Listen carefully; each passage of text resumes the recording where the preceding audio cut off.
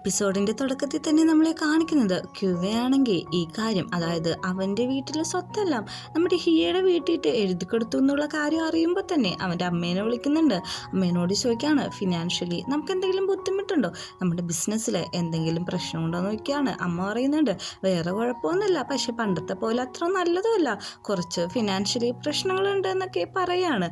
അങ്ങനെ അടുത്ത സീനിൽ നമ്മുടെ ഡിയോ ആണെങ്കിൽ ഈന്നിൻ്റെ ഒപ്പം ഭയങ്കര ഹാപ്പി ആയിട്ടാണല്ലോ, അതുകൊണ്ട് തന്നെ അവൻ കിടന്നുറങ്ങാണ്. പെട്ടെന്ന് തന്നെ അവരെ പപ്പിക്കുട്ടി ഒന്ന് കുരക്കാണ്. പെട്ടെന്ന് തന്നെ എണീറ്റിട്ട് വരും, നീ ഒന്ന് പയ്യെ കുരക്ക്, അല്ലെങ്കിൽ നമ്മുടെ ഡിയോ ആണെങ്കിൽ ഇപ്പൊ എണീക്കുമെന്ന് പറയുന്നുണ്ട്. പറഞ്ഞു തീരുന്നതും ഡിയോ എണീറ്റിട്ട് പറയും, വാ എൻ്റെ അടുത്ത് വന്ന് കിടക്കാനായിട്ട്. അങ്ങനെ അവരവിടെ കിടക്കാണ്.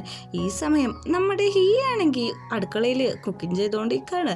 എന്ത് ഇന്നത്തെ പരിപാടി എന്ന് നോക്കുമ്പോൾ പ്രത്യേകിച്ചൊന്നുമല്ല, ക്ലാസ്സിൽ പോകണം, അസൈൻമെൻ്റ് ഒക്കെ സബ്മിറ്റ് ചെയ്യാനുണ്ടെന്ന് പറയുന്നുണ്ട്, വൈകുന്നേരം കാണാമെന്ന് പറയുന്നുണ്ട്. ക്ലാസ്സിലാണെങ്കിൽ ഇവർ ചെയ്ത അസൈൻമെൻറ്റ് സാറ് ചെക്ക് ചെയ്തുകൊണ്ടിരിക്കുകയാണ്. എന്നാൽ മാത്രമാണ് ഇവർക്ക് എക്സാമിന് പാസ്സാവാൻ പറ്റുള്ളൂ. മാഷ് പറയുന്നുണ്ട്, നിങ്ങളെല്ലാവരും പാസ്സായിട്ടുണ്ട്, നന്നായിട്ട് വർക്ക് ചെയ്തിട്ടുണ്ടെന്ന്.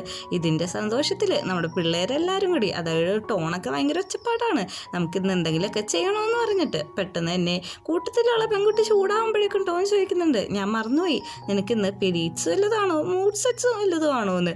അവൾ പറയുന്നുണ്ട്, എനിക്ക് മൂഡ് സെറ്റ്സ് ആയാലും നിനക്കെന്താന്ന്. അങ്ങനെ അവനും അവൻ്റെ ഫ്രണ്ടും കൂടി പണിഷ്മെൻറ്റ് ഏറ്റെടുത്ത് തന്നെ ഇരുന്ന് ചെയ്യാണ്. ക്യുവനോട് എന്താ പരിപാടി എന്ന് വെച്ചപ്പോൾ എനിക്ക് വീട്ടിൽ പോകണം, വേറെ പരിപാടിയൊന്നുമില്ല എന്ന് പറയുന്നുണ്ട്. നമ്മുടെ ന്യൂവറാണെങ്കിൽ സൈനോട് വയ്ക്കുന്നുണ്ട്, നമുക്ക് അന്ന് എല്ലാവർക്കും കൂടി ക്യുവയുടെ ആ ജിമിനി ബാറിൽ പോയാലോ എന്ന് വയ്ക്കുന്നുണ്ട്. എല്ലാവരും എസ് പറയുന്നുണ്ട്.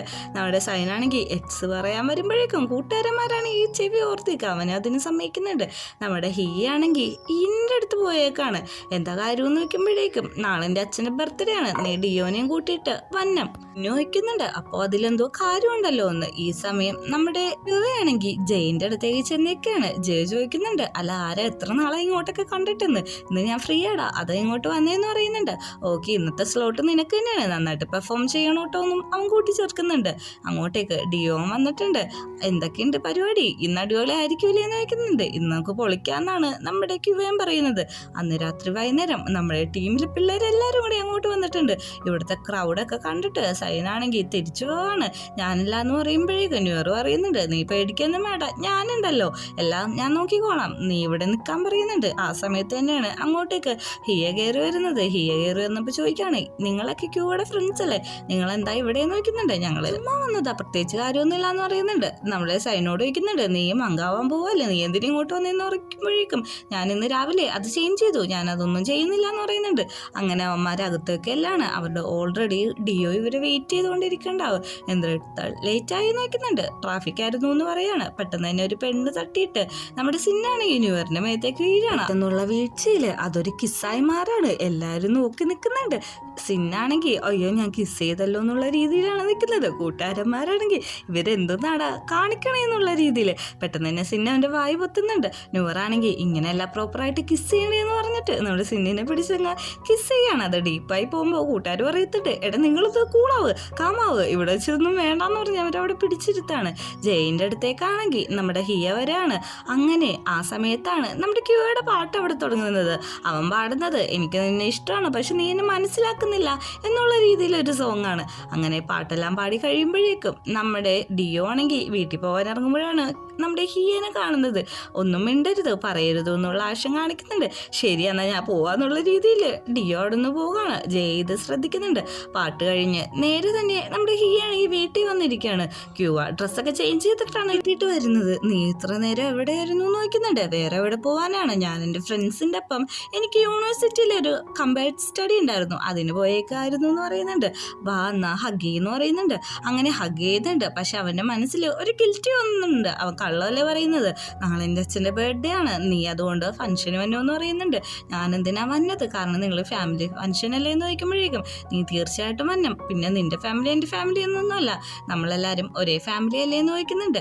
അങ്ങനെ നമ്മുടെ ക്യൂ ആണെങ്കിൽ പോയി കഴിഞ്ഞിട്ട് ഡിയോനെ ഫോൺ വിളിക്കുകയാണ്. നിൻ്റെ അവിടെ എന്തെങ്കിലും പ്രശ്നമുണ്ടോ എന്ന് ഡിയോ ചോദിക്കുമ്പോൾ ഇവിടെ കുഴപ്പമൊന്നുമില്ല, ഞാൻ ഹിയനോട് കള്ളം പറഞ്ഞു എന്നാണ് പറയുന്നത്. എടാ നിനക്കൊരു കാര്യം അറിയോ, ഇന്ന് നമ്മുടെ ഹിയ എന്ന് പറയുമ്പോൾ തന്നെ അവിടെ ഇന്നു വന്നേക്കാണ്, നിനക്ക് ഉറങ്ങാൻ സമയമില്ലേ ഫോൺ വെക്കാൻ പറയുന്നത് പറയുന്നുണ്ട്. അങ്ങനെ നമ്മുടെ ഡിയോ ഫോം വെക്കുമ്പോൾ പറയുന്നുണ്ട്, പല കാര്യങ്ങളും നമ്മൾ പലരോടും പറയാതിരിക്കുന്നതാണ് നല്ലത്, അവർ തന്നെ അത് സോൾവ് ചെയ്യണമെന്നാണ് അവൻ പറയുന്നത്. ഇവനെയും കൊണ്ട് എങ്ങോട്ടാന്ന് വെക്കുമ്പോഴേക്കും എൻ്റെ ബെഡ്റൂമിൽ ഇവനും കിടക്കുന്നുണ്ടെന്ന് പറഞ്ഞാണ് ഡിയോ പോകുന്നത്.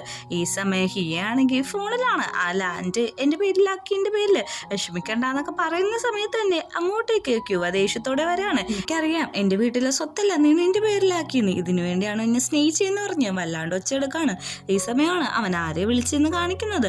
അത് നമ്മുടെ ക്യുവയുടെ അമ്മ തന്നെ ആയിരിക്കും. അമ്മ പറയുന്നുണ്ട്, നീ ഒന്ന് കൂളാവ്, ഈ ഒരു തെറ്റും ചെയ്തിട്ടില്ല, നമ്മുടെ ബിസിനസ് ഭയങ്കര സ്ലോ ആയതുകൊണ്ട് തന്നെ അതിൽ ടാക്സ് വരാതിരിക്കാൻ വേണ്ടിയിട്ടാണ് ഞാൻ ഹിയയുടെ പേരിട്ട് നമ്മുടെ സ്ഥലവും കാര്യങ്ങളൊക്കെ മാറ്റിയെന്ന് പറയുന്നുണ്ട്. ക്യൂ ആണെങ്കിൽ അറിയാണ്, ഞാൻ കൊച്ചുകുട്ടിയാണോ എന്നോട് എന്താ പറയാഞ്ഞെന്ന് ചോദിക്കുമ്പോഴേക്കും നീ ടെൻഷൻ അടിക്കണ്ടെന്ന് വിചാരിച്ചാണ് ഞാനൊന്നും പറയാത്തതെന്നാണ് അമ്മ പറയുന്നത്.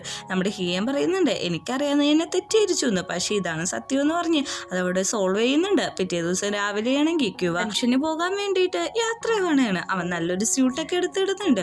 പുറത്താണെങ്കിൽ ഹിയ ഓൾറെഡി തന്നെ റെഡി ആയിട്ട് നിൽക്കുകയാണ്.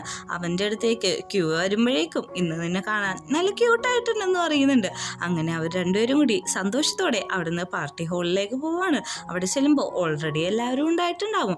അച്ഛൻ്റെ അടുത്ത് നിന്ന് ഹാപ്പി ബർത്ത്ഡേ വിഷസ് ഒക്കെ ഹിയയും ക്യൂയും പറയുന്നുണ്ട്. അച്ഛൻ നമ്മുടെ ക്യൂവിനോട് പറയുന്നുണ്ട്, നീ എന്നെ അങ്കിളേന്ന് വിളിക്കരുത്, നീ എന്നെ അച്ഛാന്ന് തന്നെ വിളിക്കണമെന്ന്. അങ്ങനെ അവരവിടെ സംസാരിച്ച് നിൽക്കുമ്പോഴാണ് ഡിയോ ഒക്കെ അങ്ങോട്ട് വരുന്നത്. ഡിയോനോട് പറയുന്നുണ്ട്, ചെല്ല് ക്യൂവയുടെ അടുത്തേക്ക് പൊക്കോളാനായിട്ട്. ക്യൂവേനെ നോക്കിയിട്ട് ഡിയോയും അങ്ങോട്ട് പോകുന്നുണ്ട്. അതിനുശേഷം നമ്മുടെ ഇന്ന് പറയാണ്, നീ ഇന്ന് സെറ്റല്ലേ, പ്രിപ്പയർ അല്ലേ എന്ന് നോക്കുമ്പോൾ എല്ലാം ഓക്കെ എന്ന് പറയുന്നുണ്ട്. നമ്മുടെ ഡിയോയും ക്യൂയും കൂടി ഫുഡ് കഴിച്ചുകൊണ്ടിരിക്കും പറയുന്നുണ്ട്, ഞാൻ ആദ്യമായിട്ടാണ് ഇത്ര വലിയൊരു ബർത്ത്ഡേ ഫംഗ്ഷൻ കൂടുന്നതെന്ന്, ഞാനും ആദ്യമായിട്ടാന്ന് പറയുന്നുണ്ട്. നമ്മുടെ ക്യൂ പറയാണ്, എടാ നമ്മുടെ ഹിയയുടെ മേത്ത് എനിക്ക് മിസ്അണ്ടർസ്റ്റാൻഡിങ് ഒക്കെ ഉണ്ടായില്ലേ, ആ പ്ലോട്ട് ശരിക്കും എൻ്റെ അമ്മ തന്നെയാണ് കൊടുത്തത് എന്നൊക്കെ പറഞ്ഞ് അവനോട് കാര്യം കൺഫ്യൂസ് ചെയ്യുന്നുണ്ട്. അങ്ങനെ പരിപാടി തുടങ്ങുന്നുണ്ട്. അച്ഛൻ പറയുന്നുണ്ട്, ഈ പരിപാടി ഇത്ര നന്നായിട്ട് ഇതാക്കിയ എൻ്റെ ഭാര്യക്കും മോനുമാണ് ഞാൻ ആശംസകൾ ഏകുന്നത്. പിന്നെ ഇന്നത്തെ ദിവസം ഞാൻ വിഷ് ചെയ്യുന്ന വേറൊന്നുമല്ല, എൻ്റെ മോൻ ആഗ്രഹിക്കുന്ന എല്ലാ കാര്യങ്ങളും നന്നായിട്ട് നടക്കണം, അവന് സമാധാനം സന്തോഷം ഉണ്ടാവണമെന്നൊക്കെയാണ്. ഇത് കഴിഞ്ഞ് നമ്മുടെ ഹിയാണ് പറയുന്നത്, ഞാൻ എൻ്റെ അച്ഛന് സർപ്രൈസ് കൊടുത്തു, അതേപോലെ ഞാൻ സ്നേഹിക്കുന്ന മറ്റൊരാൾക്കും കൂടി സർപ്രൈസ് കൊടുക്കാൻ പോവാന്ന് പറഞ്ഞിട്ട് അവൻ അവിടെ നിന്ന് ഒരു പാട്ട് പാടാണ്. പാട്ടിൻ്റെ അർത്ഥം വേറൊന്നുമല്ല, എനിക്ക് നിന്റെ ഇഷ്ടമാണ്, എനിക്ക് ജീവിതകാലം മുഴുവൻ നീ എൻ്റെ കൂടെ ഉണ്ടാവണമെന്നാണ് ആഗ്രഹമൊന്നുമല്ല. അതിനുശേഷം നമ്മുടെ ഹിയ പോയിട്ട് ക്യൂവിനെ അങ്ങ് പ്രപ്പോസ് ചെയ്യാണ്. എൻ്റെ ജീവിത അവസാനം വരെ ഞാൻ പാട്ടിലൂടെ പറഞ്ഞ പോലെ നീ എൻ്റെ കൂടെ ഉണ്ടാവണം, എനിക്കതാണ് താല്പര്യം എന്ന് പറഞ്ഞ് ഒരു റിങ് നീട്ടാണ്. അച്ഛനും അമ്മക്കാണെങ്കിൽ ഈ സമയം വളരെയധികം സന്തോഷമാണ്. അവർ രണ്ടുപേരും കല്യാണം കഴിക്കാൻ പോകുന്ന കാര്യം ആലോചിച്ചിട്ട് പെട്ടെന്ന് തന്നെ ക്യൂയുടെ മുഖം മാറുന്നുണ്ട്. അവൻ പറയുന്നുണ്ട്, നീ സ്നേഹിക്കുന്നത് എന്നെയല്ല, നീ അറിയുന്നതല്ല, ഞാൻ വേറൊരു ടൈപ്പ് മനുഷ്യനാണ്, എനിക്കിതിന് പറ്റില്ല എന്ന് പറഞ്ഞിട്ട് കരഞ്ഞുകൊണ്ട് അവിടെ നിന്ന് ഇറങ്ങി ഓടാണ്. ഈ സീനും കൂടി കാണിച്ചിട്ടാണ് 11ാമത്തെ എപ്പിസോഡ് അവസാനിക്കുന്നത്.